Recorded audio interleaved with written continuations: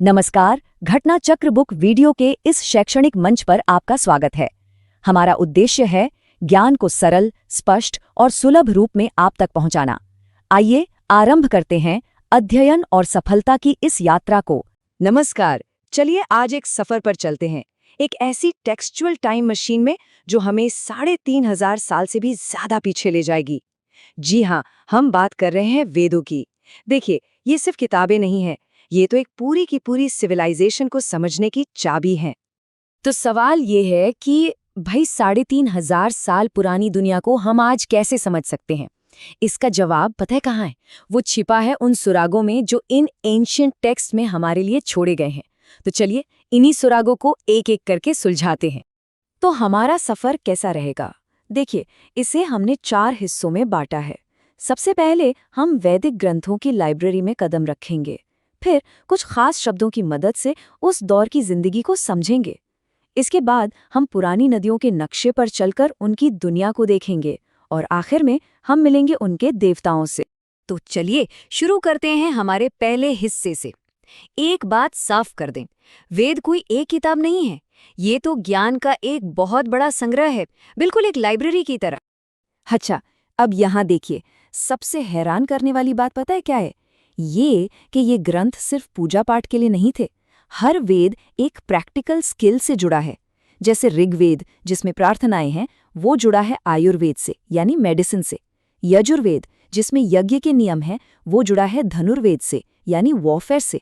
मतलब उस जमाने में ज्ञान का मतलब सिर्फ आध्यात्मिक शांति पाना नहीं था, बल्कि रोजमर्रा की जिंदगी को बेहतर बनाना भी था। कमाल है ना? वैदिक साहित्य को ना एक पेड़ की तरह समझिए।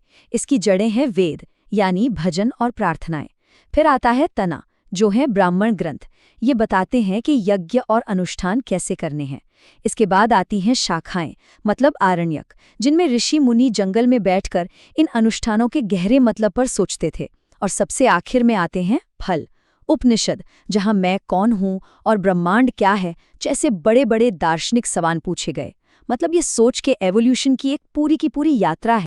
तो चलिए अब अगले हिस्से पर चलते हैं और देखते हैं कि कैसे सिर्फ कुछ शब्द हमें उस प्राचीन समाज और उनके तौर तरीकों को समझने में मदद कर सकते हैं। सोचिए, ये शब्द किसी कलाकृति की तरह हैं, जो हमें उस दौर की पूरी कहानी सुनाते हैं। जरा इस शब्द को देखिए, अघन्या। इसका सीधा सा मतलब है जिसे मारा न जाए, और ये शब्द इस्तेमाल होता था गाय के लिए। इससे साफ पता चलता है कि वैदिक समाज में गाय सिर्फ एक जानवर नहीं थी, बल्कि वो उनकी पूरी की पूरी अर्थव्यवस्था और आस्था का केंद्र थी। अगला शब्द है उर्वरा, जिसका मतलब है एक जुता हुआ खेत। अब ये एक साधारण सा शब्द हमें ये बताता है कि खेती, एग्रीकल्चर उनकी सभ्यता की रीढ़ की हड्डी थी, उनकी पूरी जिंदगी का आधार। और ये तो और भी ज्यादा हैरान करने वाला है, वैकनाट। इसका मतलब है लोगों का एक ऐसा वर्ग जो पैसा उधार देता था और उस पर ब्याज लेता था। सोचिए, ये दिखाता है कि उनकी इकोनॉमिक एक्टिविटीज कितनी एडवांस्ड थीं, जिसमें सूदखोरी यानी इंटरेस्ट लेने का कॉन्सेप्ट भी शामिल था। और जरा इन शब्दों को देखिए, ये तो हमें सीधे उनके खेतों और बाजारों में ले जाते हैं। उनके पास लंगल यानी हल था, जिससे वो गोधूम मतलब गेहूं और व्रीहि मतलब चावल उगाते थे। और हाँ, उनके पास हिरण्य यानी सोना भी था। ये सारे शब्द मिलकर एक बहुत ही समृद्ध खेती पर आधारित समाज की तस्वीर बनाते हैं। अच्छा, अब सवाल ये उठता है कि ये वैदिक लोग आखिर रहते कहाँ थे? इसका एक बहुत बड़ा सुराग हमें उन नदियों के नामों से मिलता है जिनका जिक्र वेदों में बार बार आता है। तो चलिए जरा इन पुराने नामों को आज के नक्शे पर ढूंढते हैं। वेदों में जिस कुबा नदी का जिक्र है, वो असल में आज की काबुल नदी है। जिस वितस्ता की बात की गई है, वो कश्मीर की खूबसूरत झेलम है। ये नाम हमें सीधे उस ज्योग्राफिकल एरिया में ले जाते हैं जहां ये सभ्यता पनपी थी। और ये सिलसिला यहीं नहीं रुकता, ये पूरब की तरफ बढ़ता है। परुष्णी नदी आज की व्यास है और सदानीरा आज की गंडक नदी है। जब इन सभी नामों को एक साथ रखा जाता है, तो हमें अफगानिस्तान से लेकर उत्तरी भारत तक फैले वैदिक भूगोल का एक बिल्कुल साफ नक्शा मिल जाता है। अब हम आते हैं अपने आखिरी हिस्से पर। चलिए मिलते हैं वैदिक देवताओं से। देखिए, किसी भी समाज के देवी देवता असल में उनके वर्ल्ड व्यू, उनके डर और उनकी उम्मीदों का आईना होते हैं।